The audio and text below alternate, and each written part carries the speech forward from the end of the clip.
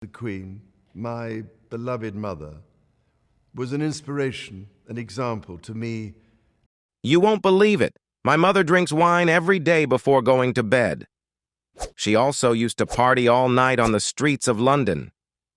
We are all aware that the British royal family holds many secrets of Queen Elizabeth II because just a year ago she was still the ruler of the kingdom. However, now, when that great woman has left the world, when her children on behalf of the British royal family reveal the whole truth about the Queen, we still cannot avoid a big shock. There are too many secrets that no one can imagine about Queen Elizabeth II. Stay calm to listen to each of these shocking revelations. First, few people outside the royal family know the fact that Queen Elizabeth never went to school, according to her children. She, affectionately known as Lilibet in her childhood, never attended school in the traditional sense. Instead, she received her education through private tutoring at home.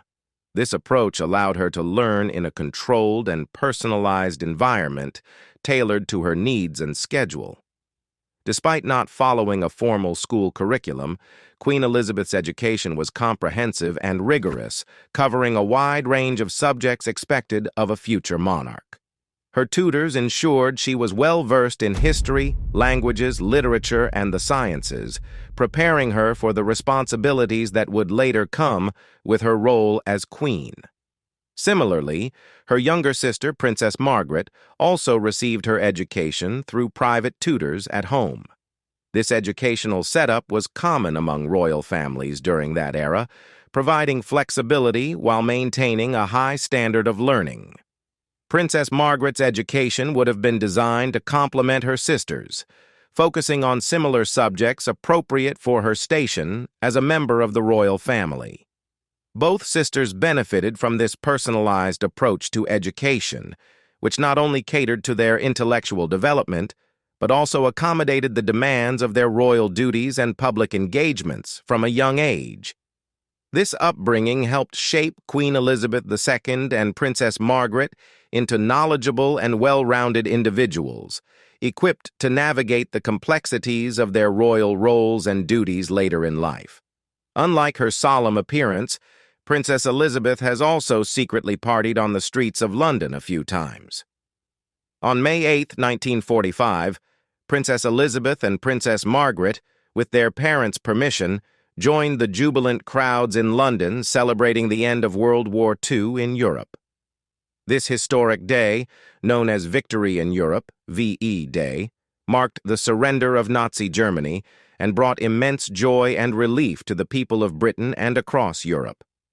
Princess Elizabeth, who would later become Queen Elizabeth II, vividly remembered the atmosphere of that evening as one of the most memorable moments in her life. In a reflection years later, she described the scene. "I remember lines of unknown people linking arms and walking down Whitehall, all of us just swept along on a tide of happiness and relief. This celebration of peace and liberation was a deeply significant experience for the young princesses, witnessing firsthand the unity and joy of the British people as they rejoiced in the streets." The sisters' participation in the festivities has since become a part of popular culture, inspiring the 2015 film A Royal Night Out. The movie dramatizes the adventurous escapade of Princesses Elizabeth and Margaret as they mingled anonymously with the crowds, experiencing a night of spontaneity and connection with their fellow citizens. This event not only highlighted their sense of duty to share in the nation's celebrations, but also showcased their desire to experience life beyond the confines of royal protocol, albeit under the watchful eyes of their chaperones. Another shocking revelation from the Queen's children is that she had a funny incident at her own wedding that the royal family had hidden for so long. On Queen Elizabeth's wedding day, a moment of unexpected tension arose when her tiara, a symbol of elegance and tradition, unexpectedly snapped. The delicate yet essential piece, adorned with glittering diamonds and imbued with historical significance, suffered a sudden fracture just hours before the highly anticipated ceremony. Amidst the flurry of preparations and the bustling atmosphere of royal protocol, the court jeweler was urgently called to Buckingham Palace. With expertise honed over generations of serving the royal family, the jeweler swiftly assessed the damage to the tiara. Time was of the essence as meticulous hands delicately worked to repair the precious heirloom, ensuring each diamond was meticulously secured. The repair process unfolded under intense scrutiny, with the jeweler navigating the intricacies of fine craftsmanship and the demands of a pressing deadline. With steady hands and unwavering focus, the tiara was skillfully patched up, its radiant diamonds gleaming once more with regal brilliance. When it comes to the wedding, many people are curious about the background of the Queen's husband. I bet 80% of you don't know that Prince Philip is related to her. Indeed, Queen Elizabeth II and her husband, Prince Philip, Duke of Edinburgh, shared a fascinating and intertwined lineage, underscoring their deep historical connections. Technically, third cousins, their familial ties traced back through the royal lineage of Queen Victoria, marking a convergence of aristocratic heritage and dynastic relationships. Elizabeth's lineage linked her directly to Queen Victoria through her father's ancestry, aligning her with a lineage that spanned generations of British monarchs. Meanwhile, Philip's connection to Queen Victoria stemmed from his mother's side, highlighting the intricate web of European royal families to which he belonged. Philip himself was born into the royal families of Greece and Denmark, his birth carrying the weight of both heritage and tradition. However, upon marrying Elizabeth and assuming his role as consort to the future Queen of England, Philip made the significant decision to renounce his original titles and adopt the surname Mountbatten-Windsor, a gesture that emphasized his commitment to his new role and his allegiance to the British monarchy. Their union endured for an impressive 73 years, a testament to their enduring partnership and mutual support through decades of public service and personal challenges. Prince Philip's passing on April 9, 2021, marked the end of an era, leaving behind a legacy of devotion, duty, and unwavering commitment to the Queen and country. The Queen's children revealed that the Queen usually celebrates her birthday twice a year. Did you know this? Her actual birthday falls on April 21st, a date that holds personal significance within the royal family. However, the official celebration of her birthday, known as the Trooping the Color ceremony, takes place in June. This tradition dates back to the reign of King George II in the 18th century and serves both ceremonial and practical purposes. The decision to celebrate an official birthday in June stems from historical considerations. Monarchs born during colder months, such as April, often faced unpredictable weather conditions that could dampen outdoor festivities. To ensure a grand and memorable celebration worthy of the monarch, a secondary birthday celebration was scheduled in June, when the weather in England is typically more favorable for outdoor events. Trooping the Color, held annually on the second Saturday of June, serves as the focal point of these festivities. It involves a spectacular military parade, known for its precision drills, colorful pageantry, and the iconic appearance of the Queen on horseback or carriage. The event not only honors the Queen's birthday, but also showcases the unity and strength of the British Armed Forces, as well as celebrating the nation's history and traditions. We all know the Queen of England is the longest ruling person in British royal history, but what we don't know is that she reigned so long that 4 out of 5 British citizens were no longer alive when she ascended the throne. Queen Elizabeth II ascended to the throne of the United Kingdom on February 6, 1952, immediately following the death of her father, King George VI. Her reign has spanned over 7 decades, making her one of the most enduring and iconic figures in modern history. For a significant majority of the British population, Queen Elizabeth II has been the only monarch they have ever known. As of 2017, data from the UK Office of National Statistics revealed that a remarkable 81% of current UK residents were not yet born when Queen Elizabeth II began her reign. This statistic underscores the profound impact and longevity of her tenure, shaping generations of Britain's lives with her steadfast presence and unwavering commitment to duty. Throughout her reign, Queen Elizabeth II has witnessed and navigated profound changes in society, politics, and culture, both within the United Kingdom and globally. Her reign has been characterized by stability, adaptability, and a deep sense of service to her nation and the Commonwealth. Queen Elizabeth II's dedication to her role as sovereign was exemplified by her becoming the world's longest reigning living monarch before her passing at the age of 96. This milestone not only underscored her resilience and longevity, but also cemented her legacy as a symbol of continuity and national unity for the United Kingdom and beyond. Besides, Queen Elizabeth II's reign spanned an extraordinary period of global history, during which she witnessed significant political changes and interactions with numerous world leaders. Over the course of her reign, she met and worked with 14 different presidents of the United States, each bringing their own unique perspectives and policies to the international stage. Her interactions with American presidents underscored the enduring special relationship between the United Kingdom and the United States, with each meeting serving to strengthen diplomatic ties and collaboration on shared global challenges. In addition to her international engagements, Queen Elizabeth II maintained close relationships with British prime ministers throughout her reign. On September 6, 2022, just 2 days before her passing, she met with then Prime Minister Liz Truss. This meeting, occurring late in her life, highlighted her ongoing commitment to her duties and responsibilities as the sovereign of the United Kingdom.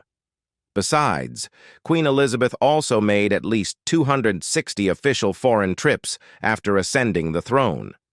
In 2015, Queen Elizabeth II demonstrated her unwavering commitment to her royal duties through an impressive schedule of 341 official engagements. This remarkable feat surpassed the combined total of engagements undertaken by her grandchildren, Prince Harry, Prince William, and the Duchess of Cambridge, Kate Middleton, during the same period. Throughout the year, the Queen's calendar was meticulously planned to encompass a wide range of responsibilities, including state visits, public appearances, ceremonial events, and engagements with charitable organizations and community initiatives. Each engagement was a testament to her dedication and sense of duty as the sovereign of the United Kingdom and head of the Commonwealth. The Queen's ability to maintain such a rigorous schedule at an advanced age underscored her resilience and commitment to serving her country and its people. Her presence at each engagement symbolized continuity and stability, qualities that have defined her reign as the longest-serving monarch in British history. By surpassing the combined engagement totals of younger members of the royal family, Queen Elizabeth II exemplified her role as a guiding force within the monarchy, setting a standard of dedication and public service that continues to inspire admiration and respect both in the United Kingdom and around the world. Her tireless efforts throughout the year reflected her deep-seated commitment to fulfilling the responsibilities entrusted to her as Queen and her enduring connection with the people she has served throughout her reign. Now let's talk a little about the Queen's personal life. According to her children, she has raised a total of more than 30 corgi dogs throughout her life, a surprising number, right? In 1933, King George VI, father of Queen Elizabeth II, brought home the first corgi to join the royal family. This marked the beginning of a long-standing royal tradition with the beloved breed. Corgis quickly became synonymous with the Queen's image and her love for these loyal companions.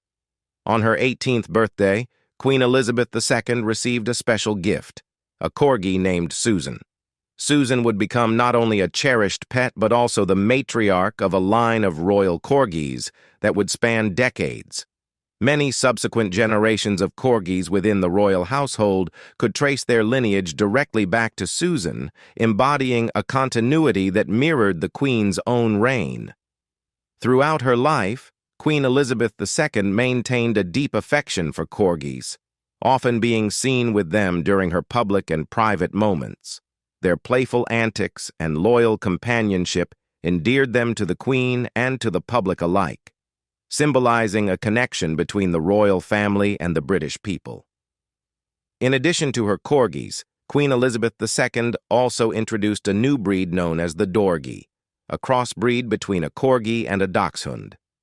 This unique addition to the royal household further reflected her fondness for dogs and her interest in breeding and caring for them. In addition, she also owns all the swans and dolphins that swim in UK waters. Since the 12th century, the British monarchy has maintained a unique and historical claim over all mute swans across the country, a privilege rooted in medieval traditions when these elegant birds were prized as a delicacy. Today, while Queen Elizabeth II no longer consumes swans, she retains the legal ownership of these graceful creatures as part of her royal prerogative. The ownership of mute swans is symbolically upheld through an annual tradition known as swan upping, overseen by the Queen's Swan Marker, an official appointed to oversee the welfare and conservation efforts of swans in the UK.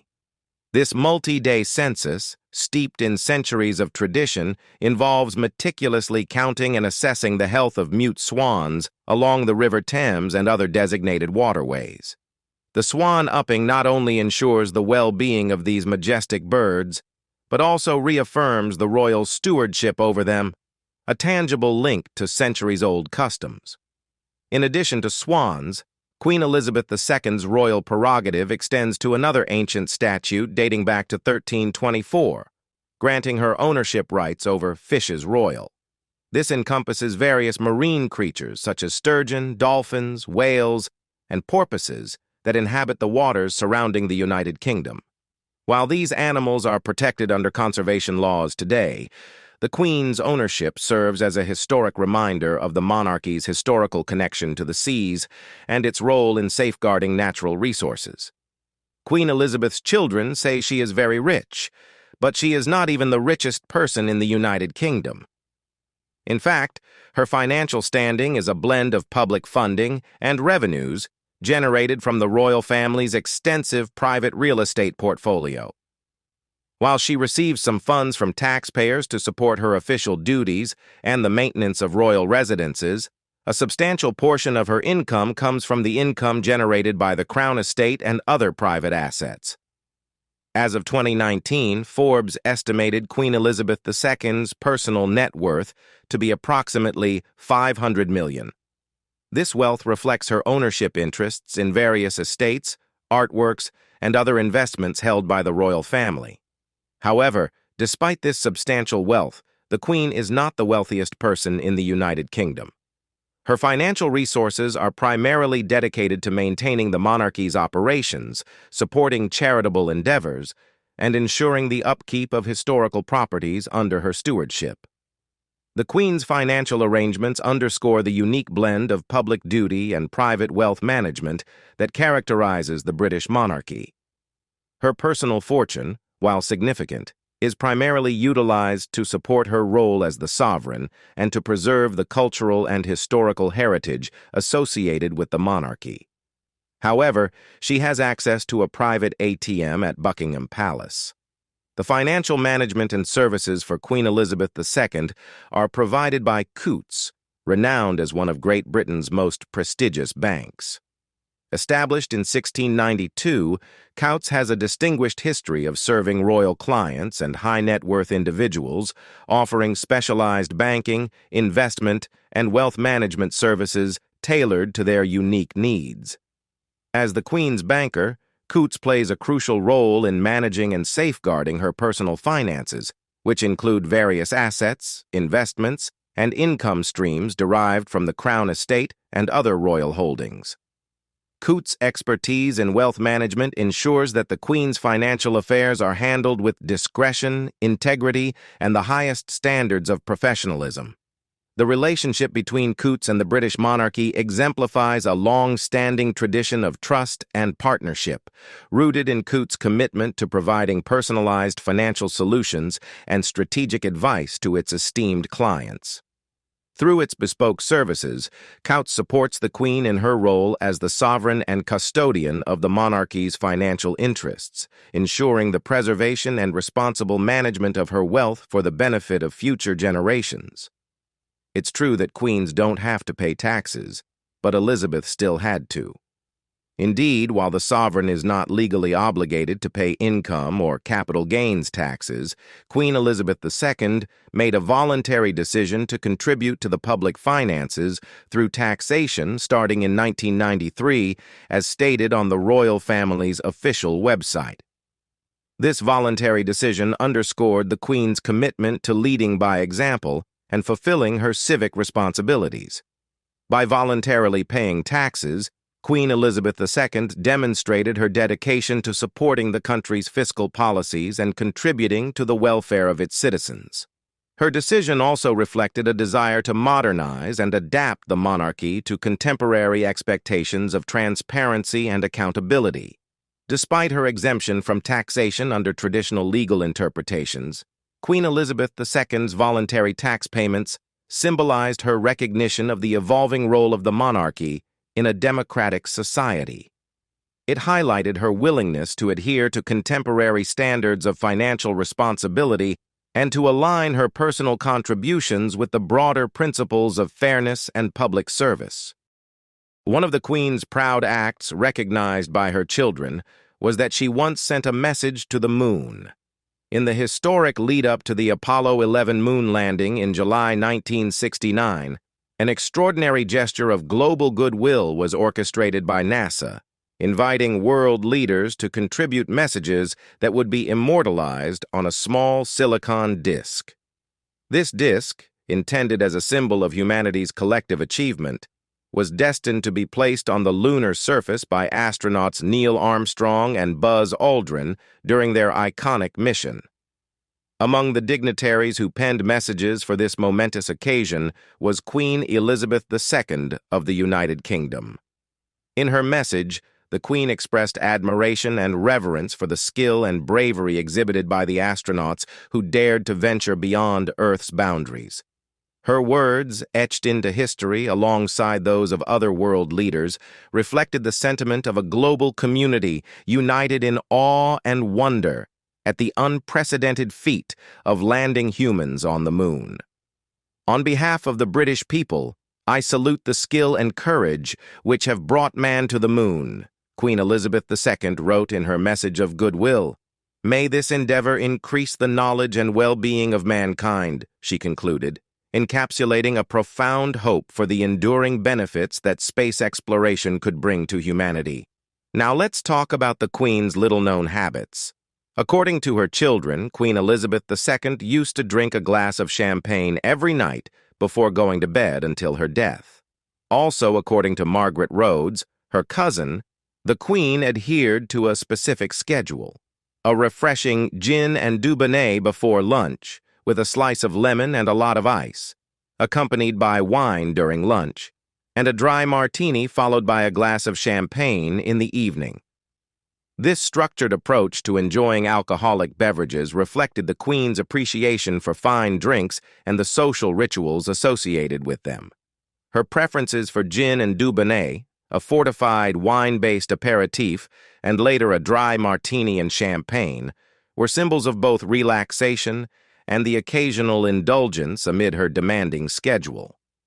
However, in October 2021, as Queen Elizabeth II approached her 96th year, a shift in her dietary habits was reported.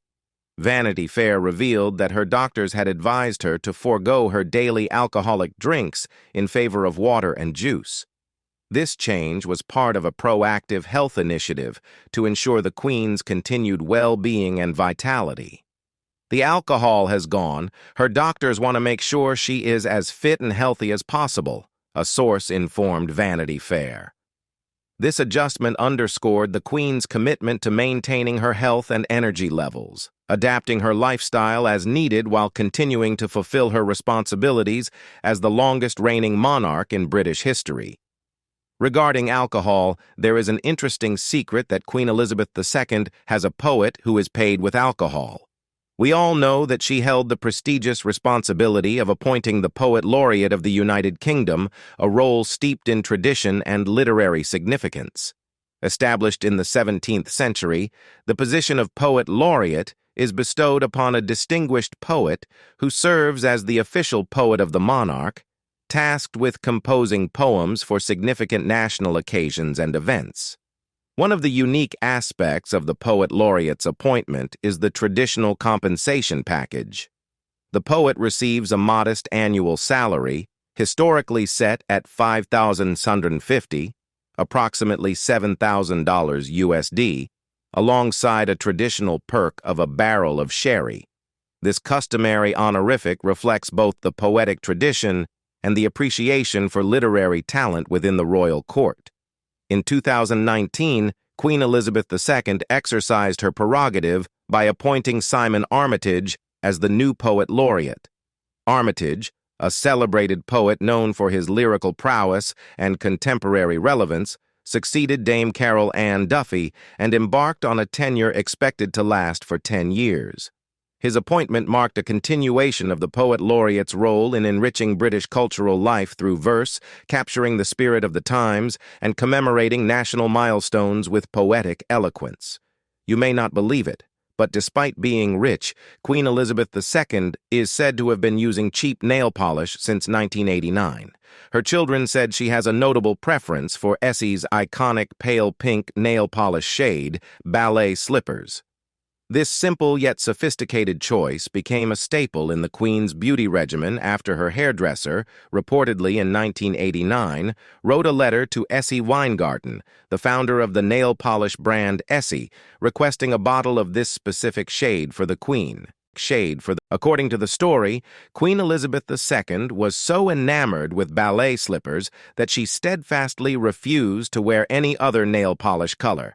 This preference for a subtle and neutral tone aligned perfectly with her preference for classic and traditional aesthetics, reflecting her approach to fashion and grooming that has endeared her to admirers around the world.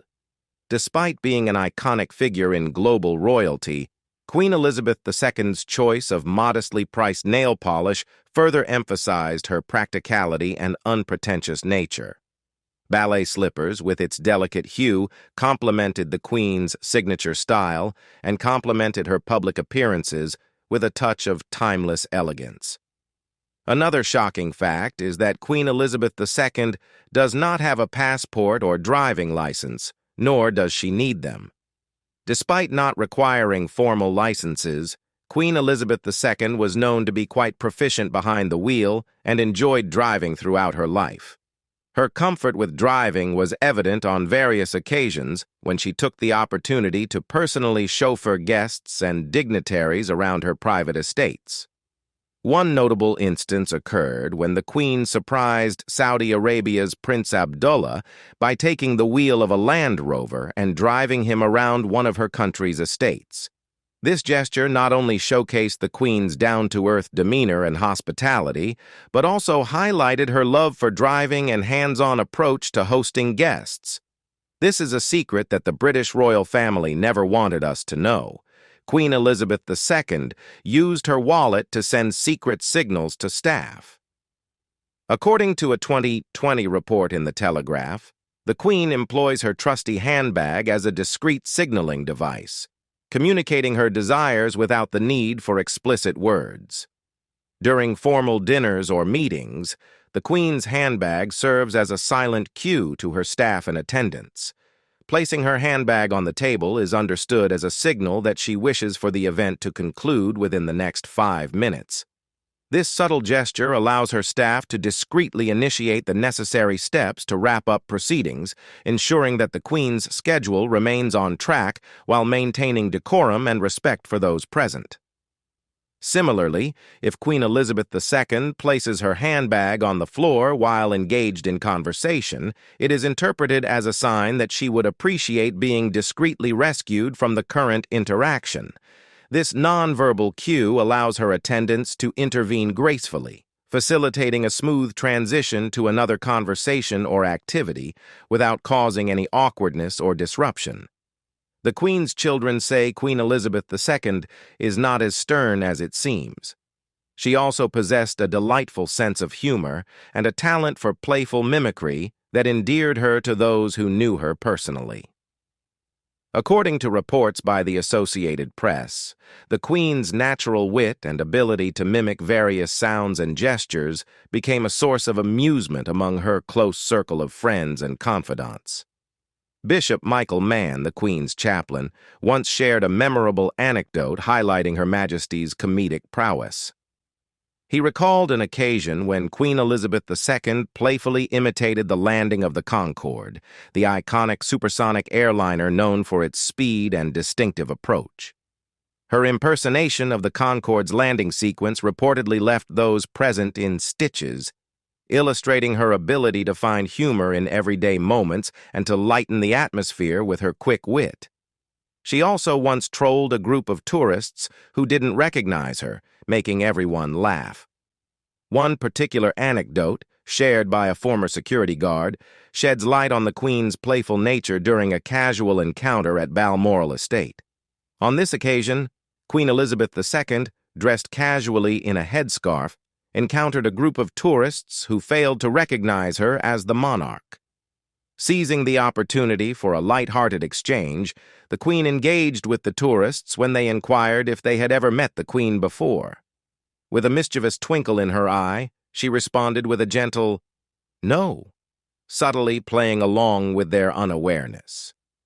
In a playful twist, Queen Elizabeth II then gestured towards a nearby policeman, suggesting, "But he has." This spontaneous remark not only amused the tourists, but also showcased the Queen's quick wit and ability to find humor in everyday interactions.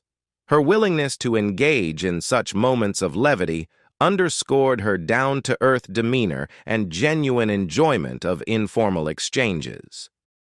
This is perhaps the most shocking secret. According to the Queen's children, she does not use her last name. She held the distinguished title of Elizabeth II, by the grace of God, of the United Kingdom of Great Britain and Northern Ireland, and of her other realms and territories Queen, Head of the Commonwealth, Defender of the Faith. This official title, reflecting her role as the sovereign of multiple realms and territories, emphasized her position as both a symbolic figurehead and a constitutional monarch. Unlike other members of the royal family, Queen Elizabeth II did not require a last name in official contexts. Instead, her title encompassed her identity and authority as the reigning monarch of the United Kingdom and its associated territories, as well as her leadership within the Commonwealth and her role as defender of the faith. In contrast, members of the royal family who do require a surname have a selection of acceptable options to choose from, reflecting the dynastic and historical ties of the House of Windsor. These options include Mountbatten Windsor, a combination of Queen Elizabeth II's surname and Prince Philip's surname, Mountbatten, which was adopted by descendants not entitled to the style of Royal Highness. Did you know that Queen Elizabeth II cannot be prosecuted or forced to give evidence in court? While she was immune from civil and criminal proceedings due to her status as the sovereign, she consistently demonstrated a profound respect for the rule of law and ethical conduct. This was encapsulated in a statement on the royal family's official website, which affirmed, "Although civil and criminal proceedings cannot be taken against the sovereign, the Queen is careful to ensure that all her activities in her personal capacity are carried out in strict accordance with the law." Throughout her reign, Queen Elizabeth II maintained a steadfast commitment to upholding the highest standards of legal and moral integrity. Her conscientious approach to her personal and public duties reflected a deep-seated sense of responsibility and an unwavering dedication to the principles of justice and fairness. By voluntarily adhering to the law, despite her legal immunity, the Queen exemplified a model of ethical leadership and civic duty. Queen Elizabeth II's adherence to legal norms extended to all aspects of her personal activities, ensuring that she set a positive example for her subjects and the broader Commonwealth. Her respect for the law reinforced the monarchy's role as a stabilizing and moral force within society, fostering public trust and confidence in the institution. Besides, Queen Elizabeth II had a distinctive and historically rich way of signing her letters, emails, and official documents, reflecting her unique status and role as the sovereign. Unlike most people who use both their first and last names in their signatures, the Queen adopted a more regal and traditional approach. When signing documents, Queen Elizabeth II used her first name, Elizabeth, followed by the initial R. This initial stands for Regina, the Latin word for queen, a tradition that dates back to the time when Latin was the language of the educated and of formal documentation. This practice underscores her royal status and ties to the historical and cultural heritage of the British monarchy. This method of signing, Elizabeth R., is more than just a stylistic choice. It carries significant symbolic weight. By using R instead of a last name, the Queen emphasized her role as the reigning monarch rather than as a private individual. It highlighted her responsibilities and duties as the sovereign and her embodiment of the continuity and stability of the monarchy. The use of R in her signature also linked Queen Elizabeth II to the long line of British rulers who have used this same practice. It is a tradition that underscores the monarch's divine right and official capacity rather than personal identity. This signature was used on a wide range of documents, from personal correspondence and official state papers to royal decrees and legislative approvals. Finally, let's talk about Queen Elizabeth II's secret assets that her children recently revealed. She once bought a luxury apartment in New York City. In 2015, Queen Elizabeth II made an astute real estate investment by purchasing a luxurious apartment in one of the world's most iconic cities. The apartment, valued at $7.9 million, is located near the United Nations headquarters in New York City, a prime location that reflects the Queen's global outlook and diplomatic ties. The property boasts an impressive 3,000 square feet of living space, providing ample room for comfort and elegance. The apartment's spacious layout includes 3 bedrooms, making it a versatile and accommodating residence suitable for visits from family members or dignitaries. The building itself carries a special connection to the Queen, as it was designed by a British architect whom she had personally knighted. This detail not only highlights the architectural excellence and cultural ties between the United Kingdom and the United States, but also reflects the Queen's appreciation for British design and craftsmanship. The apartment's proximity to the United Nations headquarters signifies its strategic importance, aligning with the Queen's role as a global figure and her commitment to international diplomacy. This prime location offers stunning views of the East River and the vibrant cityscape of New York, further enhancing the property's allure. Besides, Queen Elizabeth has her own Barbie doll. To mark the remarkable milestone of Queen Elizabeth II's 70 years on the throne and her birthday, Barbie released a special edition royal doll modeled in her likeness. This tribute was part of the Barbie Tribute Collection, which honors women whose significant contributions have left a lasting impact on the world. The Queen's doll was a fitting addition to this collection, celebrating her historic reign and enduring legacy. The Queen Elizabeth II Barbie doll was designed with meticulous attention to detail, capturing the elegance and regal presence that have defined her time on the throne.